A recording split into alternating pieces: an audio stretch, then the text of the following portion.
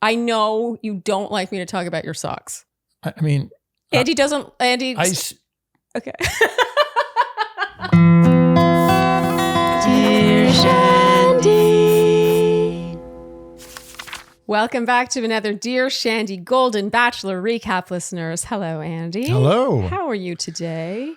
Okay. Okay. Oh, you're okay. How are you?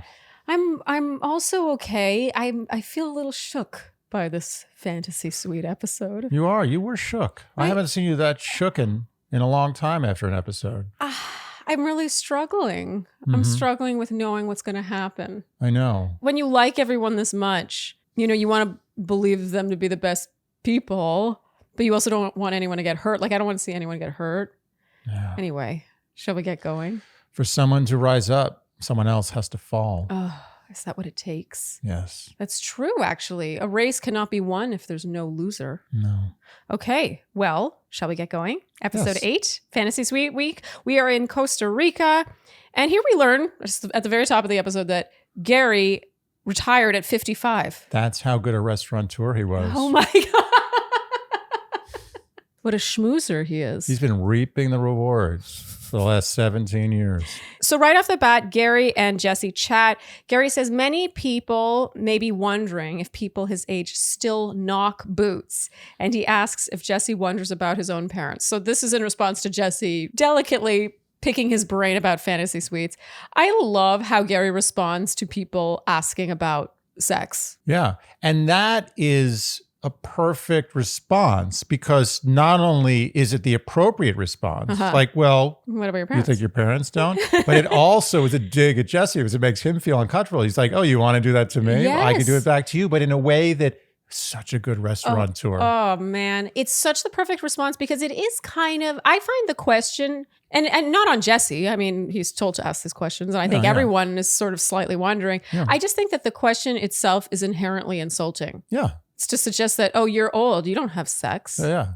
Why would you have sex? I mean, there are sex scandals you hear about all the time with like politicians over 80. Okay, so it's okay for politicians to have sex, but for Gary, is it okay? A handsome, strapping ex-restaurateur, he's not allowed to have sex. What I love about this show is that it brings it to the forefront, but also I love how Gary is not taking any shit about it. He's like, no, I will not be ridiculed. He's not taking shit. He's taking names and tapping ass. Gary says that what he's really into is the intimacy of pillow talk. Aww. I mean, that's cute. Who doesn't like pillow talk? Like, whenever I've been with a guy who didn't like pillow talk, I'm like, there's something wrong. Yeah, pillow talk is good. Yeah? Yeah, I like it too. Okay. Oh, you think I don't like it? No, I mean, I know you like it. Yeah, This is what I was seeing if you would admit to everyone that you like it. All right, I like pillow talk. So in breaking down his remaining relationships, Gary says that with Leslie, the onion is being peeled back and he keeps discovering these different sides of her. Meanwhile, with Theresa, there's a warm, safe feeling. And he says that when Theresa said that she loved him, he held back on reciprocating and is waiting for the right time. So he doesn't say that he doesn't feel the same way. And then Jesse once again brings the conversation back to sex. And Gary says, it's not a moment to be rushed, but if it's right, of course. He handles this so perfectly. It's like he was trained. He had like media training, like how to be someone older who is fielding questions about whether or not you have sex. You know he does? He manages when you have something in his restaurant that you don't like. It's like it's not cooked well or something's wrong with it. Yeah.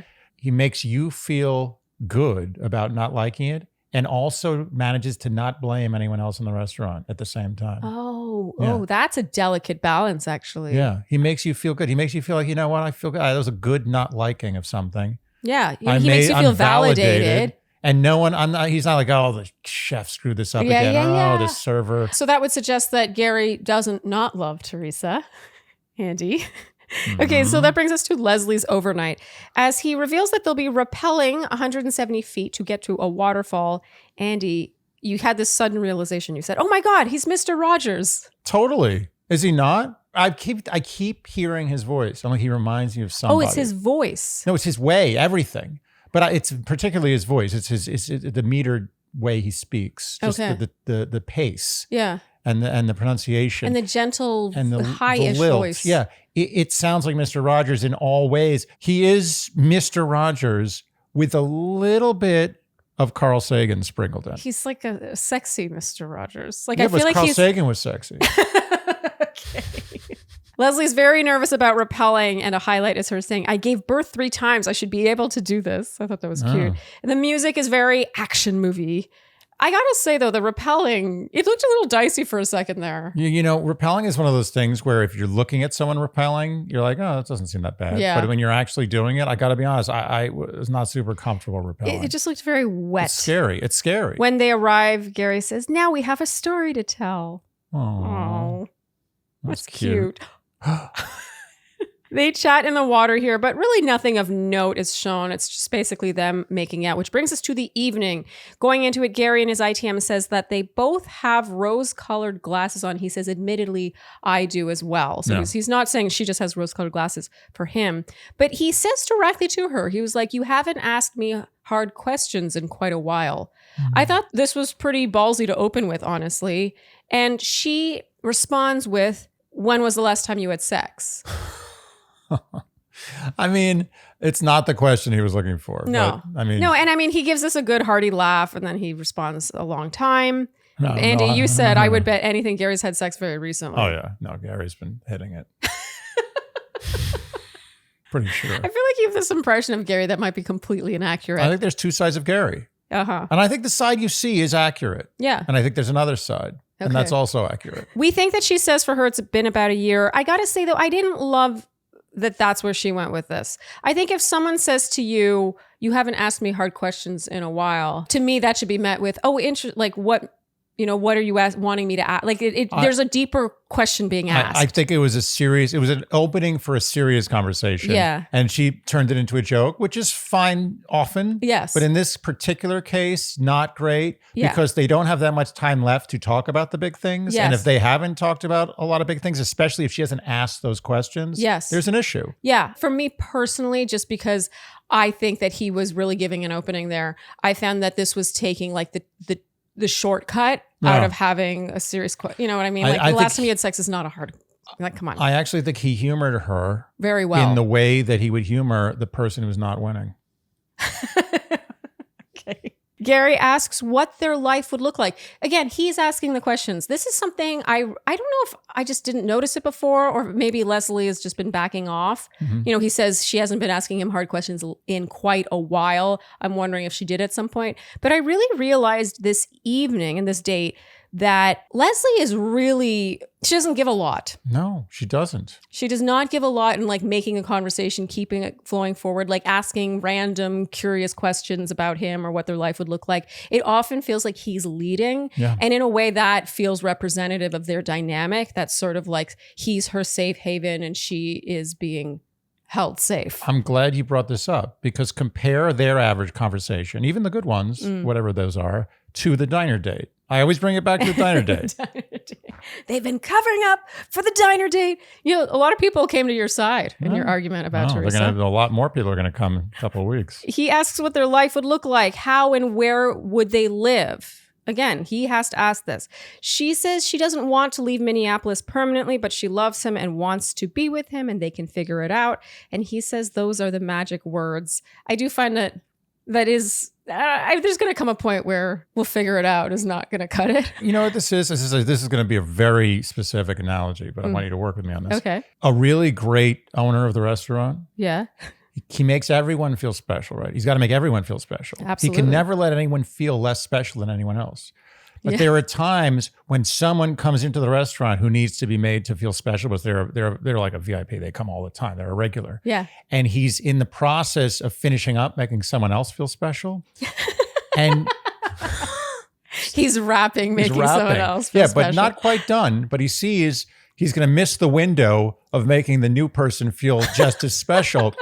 And he closes it with a tap on the back and a hearty laugh at whatever they're saying. Yeah. And then a little gentle push away from where he's walking and immediately makes the new people feel special. Okay. So he closes it with a confident, hearty laugh and a gentle touch. Yeah. And then moves on. Even if the conversation's not quite finished. Okay. He knows how to rap. Yeah. And that's what he's doing with Leslie. Ooh. He's giving Leslie that closing, making you feel special before he makes the VIP couple feel special. Wait, so you think that him saying the magic words or they can figure it out? Yeah, he's giving her the pleasantries that makes her feel like she's the one. But at the same time, all he's doing is just trying to get her out of the way so he can go to the real main course. I'm going to bring back my Kobe beef analogy. You know, you don't want to stress it out. You give it massages. You bathe it. In alcohol? Do they bathe it in? Oh my God. Or do they just bathe it? I don't know if they feed it alcohol or they bathe Feed it alcohol.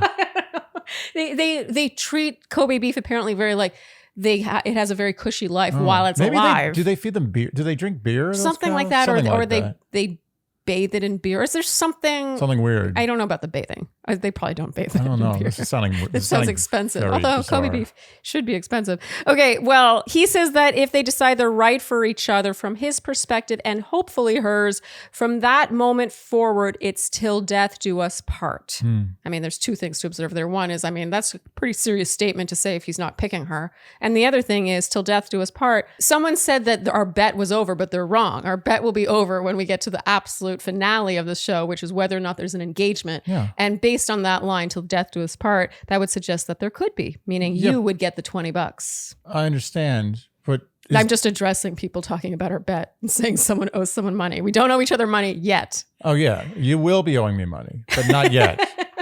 Leslie starts to cry at the till death do us part thing, and he whispers, "I gotcha."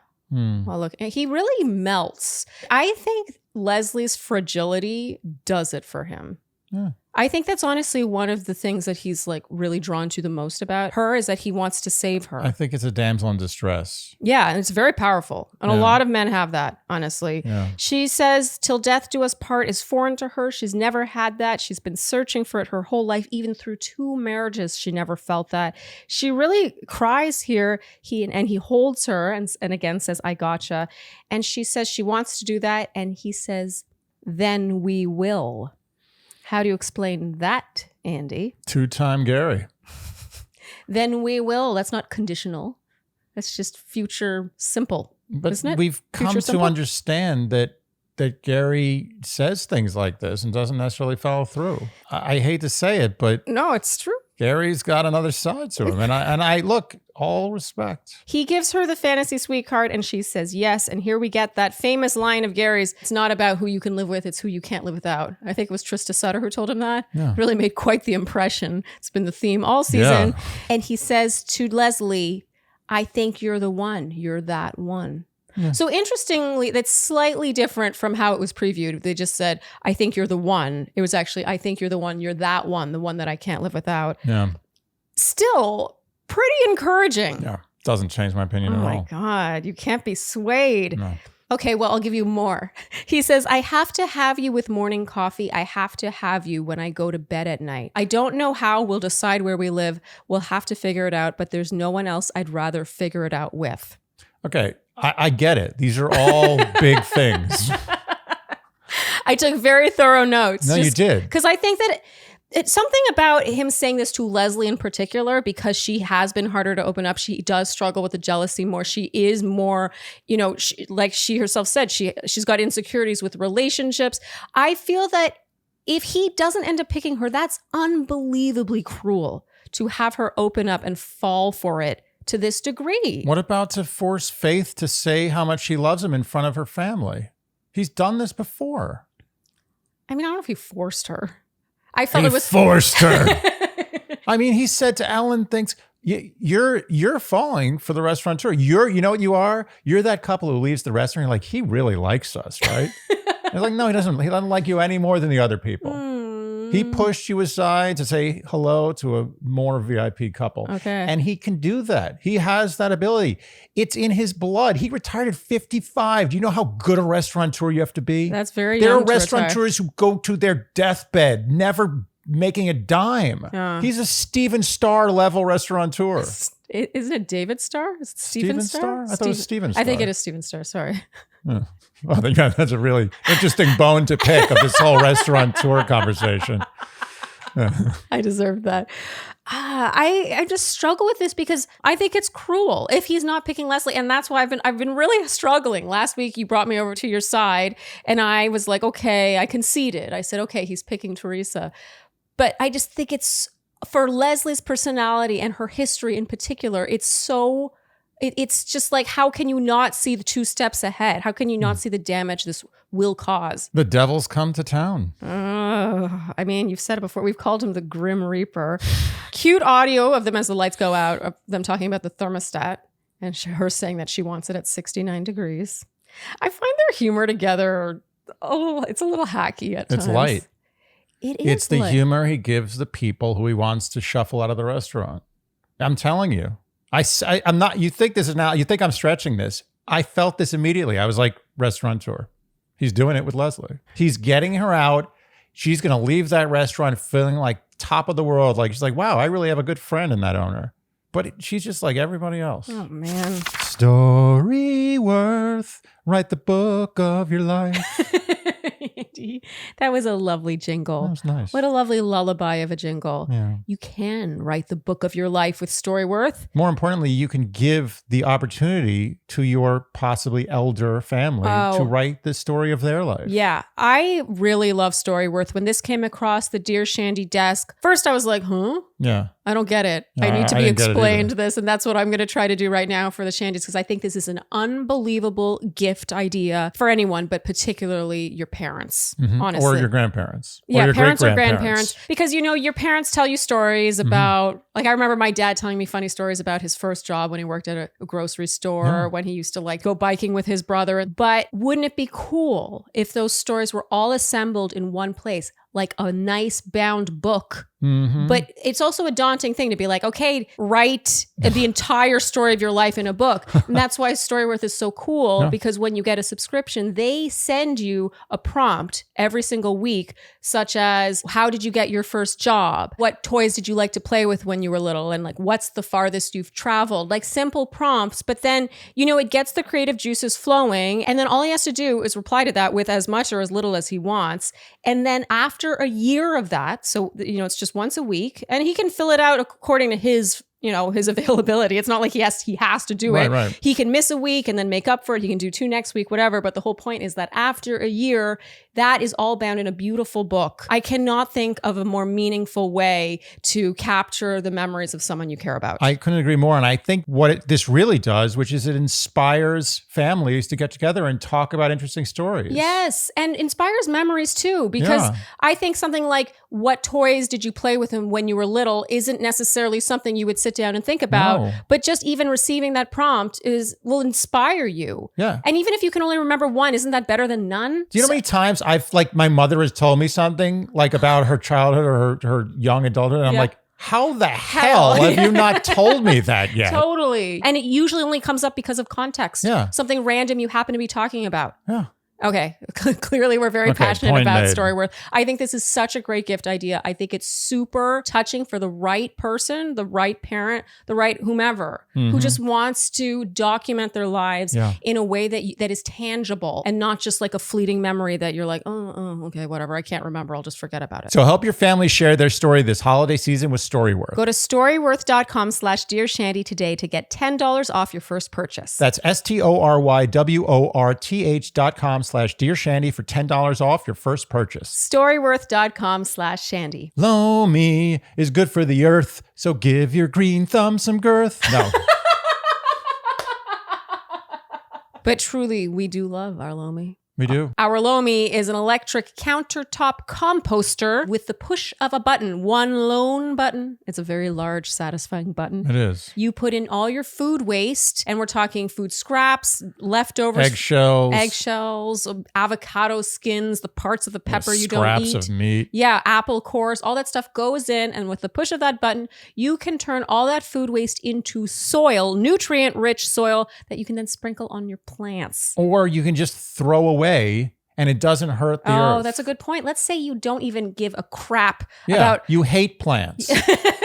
Do you like the planet that you walk on, that you live, that you breathe from? Then just give the soil back. Yes. Oh, that's funny. Even if you don't have a green thumb, when you put in the Loamy, that's so much food waste that normally you would put in a plastic trash bag, and over time that would just rot and decompose. And all that greasy moisture. Oh, that filthy, bacteria-laden, greasy moisture that, you know who loves that? You know who really likes that? What? Roaches and rodents. Oh, but on top of that, let's say you don't have rodents, you take the bag out, that goes into, landfill or whatever. Over time, that becomes methane, which is a very harmful greenhouse gas. And it just feels wrong that food waste is becoming that. And I feel less bad. Sometimes I have a lot of food on my plate. I'm like, I can't eat anymore. I just don't like this. And it's not the stuff you cook. It's other stuff. I'm just telling you. And I'm just like, you know what? I don't feel that bad. Even some. Yeah. No victims. And can you think of something better for the planet than this? No. Also, a better gift than this? No for better someone gift. who's maybe into gardening, who does care about plants, maybe someone who loves to cook. Give this gift carefully because this person will be with you for the rest of your life. So whether you want to make a positive environmental impact or just grow a beautiful garden, Lomi is perfect for you. Head to Lomi.com/Shandy and use promo code Shandy to get $50 off your Lomi. Again, that's $50 off at Lomi, LOMI.com/Shandy with promo code Shandy at checkout. Thank you, Lomi, for sponsoring this episode. The next morning, Gary says, the coffee hits the spot, though. And Andy, you really love the fact that there was a though in that sentence. A really loaded statement. Finally, my spot is hit with this morning coffee.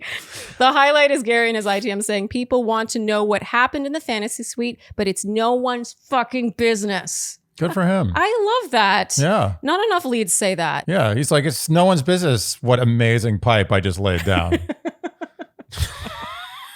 I mean, before we wrap this date, I wrote again, she's extremely guarded. I felt from Leslie, and I think this is really her apprehension. It's like she's not letting herself completely lose her walls, lose her whatever, until she knows it's her. Yeah. But I don't know. There's something about their dynamic. So I guess what I'm saying is, in a way, I do agree with you. Their dynamic does not speak to me the way his dynamic with Theresa speaks to me. It feels like he's coaxing it out of her, and then it's like, oh, and then here's a funny joke, and we go ha ha ha, and then she's like, oh, I'll take it at 69, and then he's like ha ha ha ha. He had a really hearty laugh for that one. Loved that. Yeah, just something about it feels a little stilted, but I don't know. Like, this is the thing. I mean, it is pretty funny. In 69, it's not bad. It's low hanging fruit, but I'll take it. Oh, okay. Yeah, I'll okay. eat that fruit.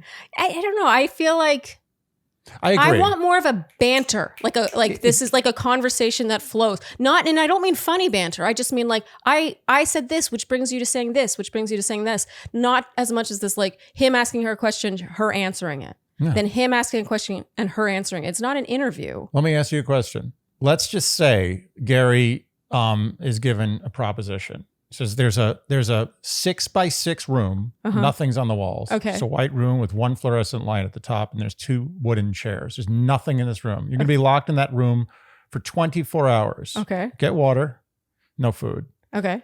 You have one person to hang out in that room with. Okay. Gun to your head. Is it Leslie or Theresa? 100% Theresa. Okay. Enough said. But I feel like that sounds mean. I feel bad that I had to make that choice. Now you realize you sound mean. But it's true. It's so true Well, that you had to be mean to say it. It's the truth. It is probably subjective. Oh, you're really backpedaling. I think it's subjective. Okay, so that brings us to Theresa's overnight. They ride horses through the rainforest, and the music feels tense. And Theresa in her ITM says Gary's really quiet. And she's like, I don't know if he's just really focusing on the horse. And she says she knows he has a lot on his mind, but it's still an extremely important day for her, and she wants them to focus on them. Yeah. I really, it's everything Theresa says, like this, it's a throwaway comment, but there's 2 things. One is she is empathetic to his situation, which not everyone is, by the way. Not everyone's putting themselves in the other person's shoes. So she's like, I know he has a lot on his mind. He's going through a lot. I wouldn't want to be in his boat right now. But she's like, but still, it's an important day for me. Like, there's such a sense of like, this is my need. Theresa is a gangster. She's amazing. And a fox. Yes. Okay. So they sit and chat. She says she knows his mind is on a lot, but he needs to know how much she loves him. And Gary in his ITM says he can't help but wonder what Leslie's doing right now. But you still... That's the closest he came to doing something that made me feel a little uneasy about my pick. But yeah. I don't think it means that much. Okay. He just said it because, again, he knows what to say. I also, pickups or ITMs, He could have said that 6 weeks ago. Even the next morning after he had all the realizations he had during their overnight, he could have then been told to speak about how he felt the night before in the present tense, and then they just use it in this moment. So it's possible that at that moment, he never actually would have said, I'm wondering what Leslie's doing right now. This would actually support your theory that, we're always talking about how many psychs are there. Is it a psych within a psych, or is it just one psych? Because if it's just one psych, him saying that he's thinking about what Leslie's doing means that he is picking Theresa. You can't think about what Gary's doing with the psychs anymore, but he's like quintuple psyched us. You can't look at it that way. You have to look at it how production reveals what Gary is doing. Okay, so heading into the evening, Gary says that he feels like their relationship has sort of been in the same place. He needs it to move forward. He asks about her career. And I've got to say, the conversation that follows is one of my favorites of the entire season. Him asking about her career and her just saying what she's doing and her history with her work. It just felt so natural and unadulterated and not about feelings. Yeah. We got to know her as the human and not just how into Gary she is. Yeah, it was real logistical small talk. Yes. You don't see that often on this show. No, and it felt kind of, in a way, late. A little late. Yeah, well, everything's out of order in this show. She reveals she was a homemaker. Then one year she decided to buy her first stock. Then she became a day trader. She ended up getting a job trading. And he says he's in awe of how responsible she is. Like he's in the presence of someone who's got her shit together. I was really blown away by this. I think a lot of people, especially if she's like raising kids or whatever, to then have a full, impressive career later in life. That is so much harder to do than it sounds. Oh, yeah. It's the kind of thing people are like, oh, it's not too late. Do what you love. But it's hard to get yourself to do that. And you're competing with, your boss is probably younger than you. Your competitors are all younger than you. She said Everybody's when younger she was than you. applying for that job, she was competing with a bunch of college grads. Post-grads, Yeah. It was really quite cool to get to know her in this way, not just as his love interest. He asks what made her want to do this show. And she said she'd gone on dates, had given up. She feels she was meant to find him. And she reveals that she hasn't been with anyone since her husband. And so she takes that very seriously. And now, very sweet moment, he asks if she talks to Billy about it. And she says, absolutely. So Billy is her late husband. And he says he speaks to Tony once a day. Oh. This is really sweet. They share that. Yeah. They share that. And I feel like, I don't know. I'm not in that position. I've never gone through that. I don't know. But I really feel like at that point in your life, it would really hold a high value to have someone that you could share that with. Oh, yeah.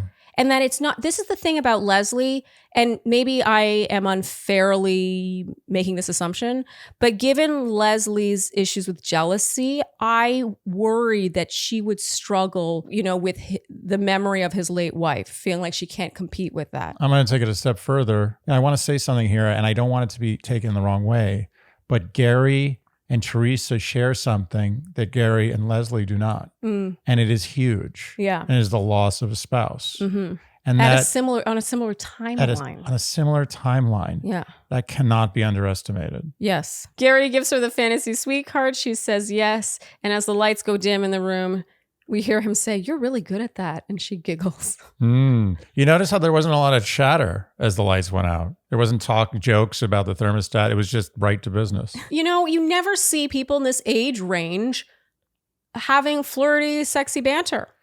Leslie joking about 69 and him being, "You're really good at that," and her giggling. It's kind of naughty. It's like, wow, people at 70, they have sex, they flirt. And can I tell you something? How amazing. I'm thankful that they show this stuff. I found this fantasy suite sexier than the majority of abnormal bachelor fantasy suites I've seen. Okay. Sorry. The abnormal joke is so not working, but what's really cute is I've noticed the Shandys are also going with it. They've come along. Yeah. So it is working. Yeah. Okay, so the next morning, they agree it feels different. And Gary in his ITM says it feels like the first day of the rest of his life. And he says they started sharing observations and hopes and dreams, and they truly understand each other on a fundamental level. All the questions and trepidation he had went away in the first hour of conversation. And in the now, she says she's crazy about him. She loves him. He says, "And you know how I feel about you." And she says, "I know." And they look at each other so knowingly here. And he says, the nice part is that you know. And like they give each other this look. Oh, it's like an inside look. And in his ITM, Gary reveals that last night he told her that he loved her. And Andy, here you sang Gary 2-time. I'm just saying that you gave so much weight to all these things he said to Leslie. But what's the difference? I think Gary's one of those guys, and there's a lot of them, who like the sound of it coming out of their mouth. I agree with you. And who in the moment feels it. Oh, I don't think that he's lying to Leslie. In no way. Just because he's a restaurateur doesn't mean that he enjoys the company of all his customers. Yeah. And these are two of his favorite customers. He meant it to Leslie and he meant it to Theresa, but the words land harder with Theresa. She kisses him goodbye in this adorable little 2-piece set, like Jersey boy shorts and a Jersey Henley, long sleeve Henley. And totally pulling it off. Totally pulling it off. And she's wearing this little headband. I realize that Theresa always is so put together. She's always got her look. She's got great looks. She's got style. Okay, believe it or not, that brings us to our credits. This episode flew by. And I don't know what more I want. I guess I'm frustrated because I feel a little sick going into the finale. I think that's what my issue is. I don't think feel Gary good about does it. Too. To be fair, I mean, I make jokes, but I think Gary is going to have a really hard time here. Yeah. It just feels wrong. Yeah. Like I just want him to be with both. It feels wrong. I know. Maybe he will be. Maybe that's where he's a bit of a scumbag. Can you imagine? He's like, I choose both of you. And they're like, oh. Okay, so the credits, this is basically him sweetly talking to Leslie about how she helped his swim trunks off. And she corrects him and says it was in fact his harness. Because if it had been his swim trunks, he would have been naked. And they have a hearty laugh. This is, again, an example of that humor that I find a little like... It's a little hacky. It's a little hacky. I don't buy it. But I don't know. Am I just out of touch? Here's the thing is I can't tell whether it's actually hacky or if I'm showing my generational difference and I'm wrong, basically. No, I think what you're getting at is that sometimes humor's used there's two different ways humor happens in relationships. One is just naturally, it's just like you have a funny relationship. You see things funny the same way and you laugh at each other's jokes. Yeah. And the other one is that you're using humor to kind of cover up talking about more important and deeper feelings and stuff. Or just having a better conversation. Or just having, you're avoiding... a conversation that flows. Right. You're avoiding actually having a not great conversation by just making jokes all the time. Yeah. To cover up. Weak jokes. Yeah, weak jokes. Like jokes are just filler jokes. And I think you're seeing a little bit of that. Yeah. If I had written criticism, I agree with you. I think you're seeing like lightness thrown in forcibly to cover up for the fact that there might not be that much else there to talk about. Oh, that is such a good observation. Because here's the thing about humor is it's so subjective. Sure. You know, what one person finds funny, I might not, and vice versa. So what do I know? And then I also take into the generational thing. But when I have hung out with my parents and their friends, for example, the stuff they laugh at, I also find funny. Sure. But maybe that's a function of them being in like a similar social upbringing or circle that I was raised in, and therefore I would find it funny. And so it's just sort of a funny thing where I'm like, I can't tell whether this is like cultural humor or a generational humor, or if it really is indeed that, just a forced lightness to cover up for something that is lacking. But it really does stand out to me with them. And I thought it was interesting that this, out of all the hours spent with them, between him and Leslie and him and Theresa, this was chosen as the credits. Yeah. It was not credit worthy. I don't think in my humble opinion. I agree with you. This was not that funny. Okay. So I guess this is my way. You know what's funny? I'm going to be totally honest with you. When we started this recap today, I thought I was going to disagree with you and that I was going to come over. I was going to switch my prediction. Oh. But after talking it through today, or just now, today, seriously, I'm just talking. I guess I just can't help but project what I would be looking for in a partner. And I feel that what he shares with Theresa is something that is of higher value to me than whatever it is he shares with Leslie. I'm so confident that his connection with Theresa is better than Leslie, that if he picks Leslie, I'm going to be forced to slightly judge him. Okay. I mean, you from day one did not think it was Leslie. It's so interesting. You've been like, it's not Leslie. And you like Leslie. I do. I have absolutely nothing against Leslie. You Leslie. just don't like them together. There's something I don't see it. You don't see it.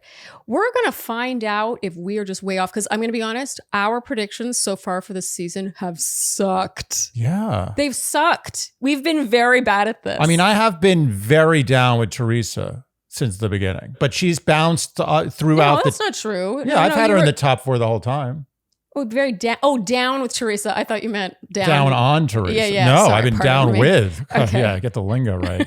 But I've always thought Theresa was a front runner. Okay. And so have you, right? Yeah, I mean, it took the diner date. I'm going to be honest. From night 1, I didn't see it. But Ellen threw us. Ellen, I don't know what was going on with Ellen. And that's why there's still question marks. There's still, if it weren't for Ellen, there'd be no doubt in my mind it's Theresa. Okay. But Ellen makes me wonder, is he willing to sacrifice that connection for something else? I don't know. Because he did have that with Ellen. That's a great point. Oh, I'm so cozy. Oh, Andy. I think you might be cozier than you've ever been. And you have been in some cozy earth You don't know pieces. what's going on over here. Yeah. This is cozy central. Would you say that you are feeling cuddly in Cozy Earth's cuddle blanket? It's impossibly cozy. I feel like a baby. As a matter of fact, I don't even not want to talk adult anymore. I have to do the rest of this in baby voice.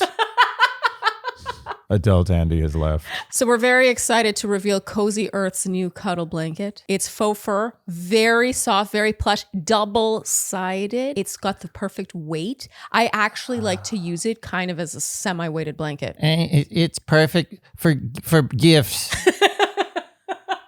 And the best part of all, this is my issue with, I've had a weighted blanket in the past. I thought it looked really ugly on our bed. And I love that this looks like a stylish throw on our bed. It makes the place look more nice. And when you consider size, softness, and weight, I honestly think Cozy Earth has perfected the cuddle blanket. This is everything you want in a big plush blanket. Big hug from mommy and daddy. And of course, we love Cozy Earth. We have their sheets. You are wearing their pants underneath that blanket. All of our towels are Cozy Earth. We are huge Cozy Earth fans. So rediscover what it means to be truly cozy with Cozy Earth's cuddle blanket. Hurry, save 40% off the cuddle blanket now. It never gets old. This introductory offer will not last. So go to CozyEarth.com and enter promo code Shandy to save 40% off now. That's CozyEarth.com, promo code Shandy. Squarespace, where a beautiful website is made. A Shandy gave us permission to keep using this jingle. One Shandy is all it takes. That's how much we listen to you guys. We were feeling insecure about using a jingle more than once, and then someone literally left a review saying, you keep using the Squarespace jingle. I love it. Well, Squarespace is who we're advertising right now. And I mean, they are really jingle worthy. Talk about an organic sponsor for us. The jingle writes itself. Because Squarespace has been a part of the Shandy family long before Dear Shandy was part of the Shandy family. That's right. So Squarespace, in case you have been living under a rock, is a platform that helps you create gorgeous websites with little to no design experience. You can really pick one of their amazing templates and then you plug and play your content, your information, your photography. And what's great about Squarespace is it takes the work off your plate of searching for a service to use. Oh my God. You don't have to worry. Just let Squarespace do it for you. I feel like I have to make so many micro decisions every day that it stresses me out. One thing I love that I never have to think about, it's like having your go-to place to get seafood or something. Yeah. It's like Squarespace. I need to make a website. Obviously Squarespace. I do not need to look elsewhere. It goes without saying. And the proof is in the pudding. My blog is on Squarespace. My singing website's on Squarespace. Our wedding website was on Squarespace. dearshandy.com is on Squarespace. And you also have your own websites on Squarespace. And I'll tell you something, if building a website was a more simple task, like perhaps using a tissue or paper towel, it would be a household name. You'd say, oh, this Squarespace does. They should be the verb. The verb is to Squarespace. Yeah. And if for some reason you're like, but wait, does Squarespace have features? I hear about these templates, but do they have features? Oh, yes, they have features. They have every feature under the sun. You could have a mailing list with your website. You could sell product on your website. You can also have payment installments when you sell those things on your website. You can do booking on your website. You can have a blog. There's all sorts of gallery options. It's really endless. So head to squarespace.com for a free trial. And when you're ready to launch, go to squarespace.com/Shandy for 10% off your first purchase of a website or domain. Again, that's squarespace.com for a free trial. And when you're ready to launch, go to squarespace.com/Shandy for 10% off your first purchase of a website or domain. Okay, so Andy, your A game. Is there a winner? There's a couple ways we could dice this one. It's hard to say, but at this point, I don't want to say anyone's playing games. So it's got to be who just is the best. And Theresa. Okay. I got to give it to Theresa. I mean, you could argue that Gary is I mean, I don't want to do it because the games that Gary's playing, I'm not. I mean, he is. It's too much. I don't want to give him. We're saying he is. If I give him a game, it's got a negative connotation. But how? This has a negative connotation. Next week, there will be a negative connotation because of all the things he said to each of them. But what I'm saying, by giving Gary the A game, I'm saying he's playing one of these women, and I don't want to do that. He is. I'm not ready to do that. How can he not be? I can't. I'm just going to assume that Gary has strong feelings for both, and that he'll do the right thing in the end. But as far as just like being great and likable, and Theresa also, wins. I mean, talk about winning him over. He went into the date. I think after his date with Leslie, he was like, I'm on top of the world. It's her. Yeah. And then he goes on his date with Theresa and he's kind of like quiet. And he's thinking about Leslie. Yeah. He's got weird Theresa feelings. won him over. You're right. She won him over. And we've heard this before. You know, there have been leads that have done interviews saying that it does get confusing in these final weeks, especially Fantasy Suite week, where they'll go on a date with one person and be like, well, it's that person. And then they'll go on a date with someone else and be like, oh, no, it's that person. Yeah. And I mean, usually there's 3, right? So then they go on a date with someone else and it's that person. And I do feel like maybe it's possible we saw a bit of that with Gary here. I've just realized what Leslie in The Godfather is Natalia. Okay. Natalia, you know, they're sitting there. Tom Hagen, the consigliere, is sitting in there with Vito Corleone in the car. Okay. And he says something about Natalia. He's like, Natalia, he thinks is the traitor, Tom Hagen. Okay. And Vito Corleone, he goes, Natalia's a pimp. He never could have outsmarted Santini. Santini's his son. Okay. Sonny. All right. And Leslie's Natalia. Wait, can you repeat the story? I'm sorry. Whenever you talk about The Godfather, I'm like, So try again. Start over. What's the Talia? okay, I'm going to start over. Natalia is one of the heads of the 5 family. So Barzini. Okay. So remember, Barzini is the traitor. Okay. Barzini is Theresa, The traitor. but not the traitor. That's not the Barzini. You're taking it too literally. Theresa's not a traitor. She's just the one. Oh, I thought you meant trader. Like Traitor. She's also a traitor. Oh my God, this is a mess. I was like, she is a traitor. No, she is a traitor, but not a traitor. But Isn't Barzini's English a hard? traitor. It's very hard. It's one of the hardest languages. So Natalia is one of the heads of the 5 family. Okay. Barzini's another head of the 5 family. Okay. There's 5 heads of the 5 families. Okay. And Vito Corleone is the main character in the show.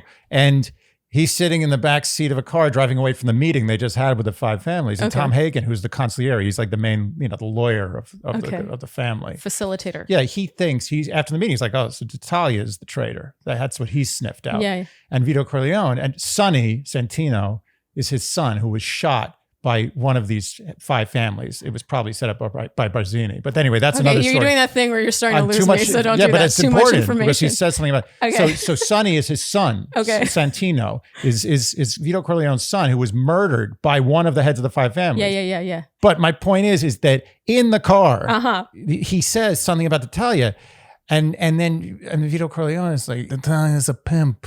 He never could have outsmarted Santino. Oh, okay. It's been Barzini all along. And Barzini is Theresa. Okay. So Natalia is Leslie.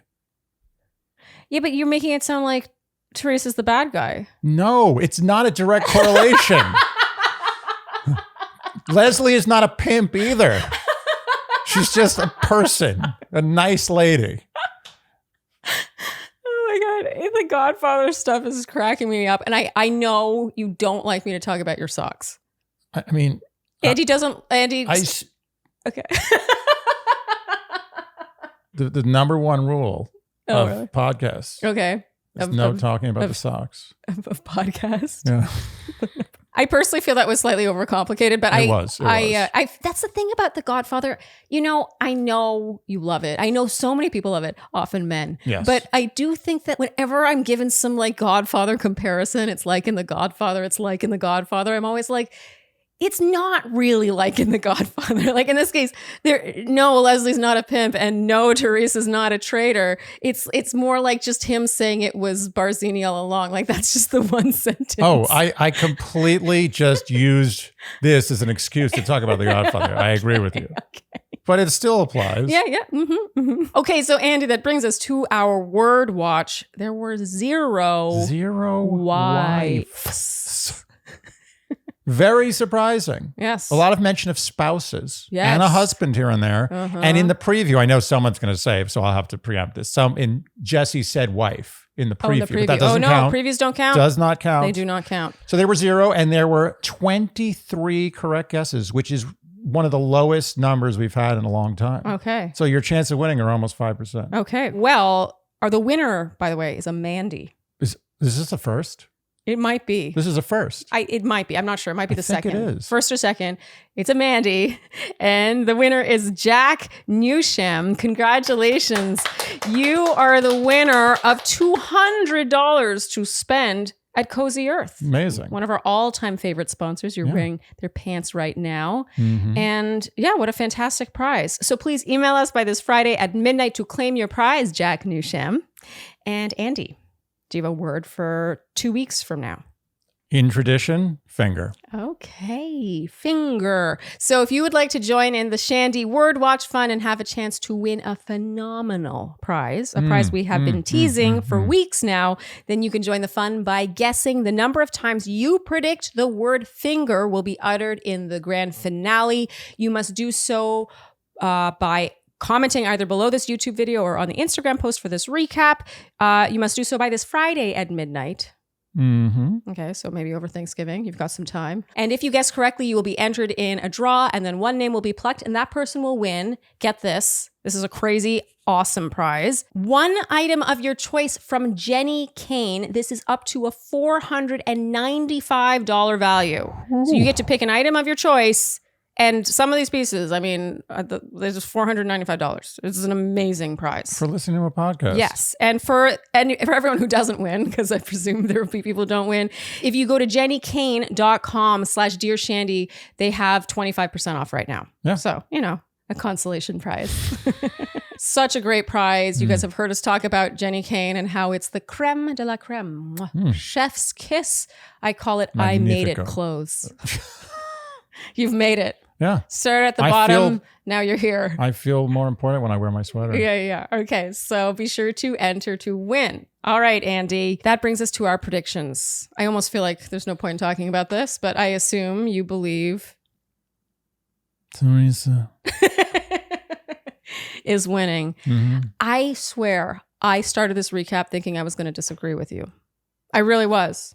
Not to keep things interesting. I wasn't doing it for drama, but really I was just thinking, I was like, I want to believe that Gary would not tell Theresa what he's telling her, not open her up, not let her fall this hard. Her in particular, it just feels cruel. It feels more cruel to do it to her than to do it to Theresa. Because I think that Theresa is more resilient than Leslie, to be honest. I agree. And maybe that's just an assumption on my part. Actually, maybe I could be totally wrong about that. It's just the fragility that Leslie gives off.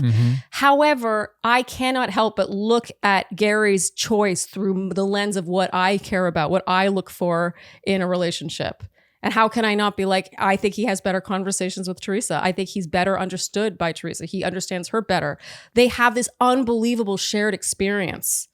Like the fact that they talked about talking to their late spouses once a day. I know. Can you imagine how good it would feel to be able to talk about that with each other and not have it be this like uncomfortable thing? It would almost feel like a conduit to actually speaking to your real wife. I mean, oh my God. Your ex.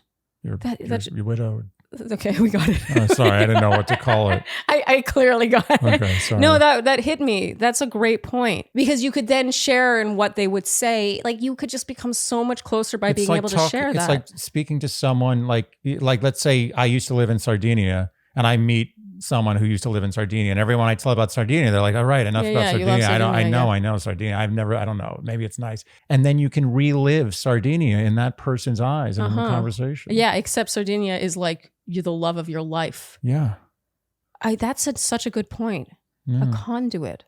And with Leslie, like, look, it's so, maybe I'm not giving her the credit she deserves. I just don't know if she'd be able to talk to him about it without it kind of, I don't know, it bringing out the insecurities that she's had all season long and that she is surely right to have with her relationship experience. First of all, I'm glad you came to this conclusion on your own. And I'm saying no. It's not patronizing. I'm happy I didn't sway you. Okay. Because then that would feel cheap. Yeah. But I will say this. This is a prediction. This is a cheap prediction. Yeah. If he picks Leslie, which is pot. Look, I'm not Nostradamus, but if he picks Leslie, to me that means that this is not a thing for him, and him and Leslie don't last. He's just like, I'm not going to get married on this TV show. And now I'm picking Leslie. I don't know if that's fair. I have to assume if he picks Leslie, then we're just wrong. No, it doesn't have to I won't take... accept that. I have to create a tragedy to avoid being potentially wrong in a theoretical universe. But I do feel like if he picks Theresa, it's going to last forever. Okay. All right. You know, the last time I predicted based on what I would want, I was right. Mm-hmm. That was charity season with Dotton. Oh, yeah. And so I guess maybe I should start doing that more, because I typically do it more based on edit, what they're showing, what they're not showing. And I just love him and Theresa together. Yeah, go for the love story. That conversation about her work and how he's like, wow, you really have your shit together. It just felt so real to me. It felt so real world. I am a fly on the wall of a natural conversation. There are no cameras. It's just two people understanding each other, getting to know each other. Like with Leslie, it's more this like, oh yeah, like we'll make it work. We'll figure it out. I want to figure it out with you. Yes, it's certainly leading her on if he's not picking her up, but it's also just, in a way, it's saying less. Yeah. Maybe I'm overthinking this. You like it, Theresa. I do. I also like Leslie, and I also like Gary. That's what makes this such an exciting show. Yeah, this is a finale that I am not missing. I'm not only excited for, I'm nervous about. Oh, and I also feel like we're not going to watch late. Like sometimes you'll tune in an hour late and fast forward the commercials. Like I want to see this as it happens. Oh yeah, it's like the Super Bowl. You don't want to watch the Super Bowl taped. That's weird. I mean, you don't really watch the Super Bowl. I don't, but I watch the commercials just to see who's doing well out there. You get in touch with pop culture once a year. I'm like, oh, Doritos having a good year. Make a note of that. Okay, I think that's a wrap then, Andy. Yeah. If you enjoyed what you heard today, you know what we will ask of you, and that is to like, subscribe, hit the notification bell, follow us on Instagram, and TikTok, leave us Apple and Spotify podcast ratings and reviews. Tell your friends, and generally do all the things you would do to support a podcast you enjoy. We'll see you in 2 weeks for the grand finale of Golden Bachelor. Yeah, happy Thanksgiving. Yeah, and we'll see you next time on Dear Shandy. Bye-bye.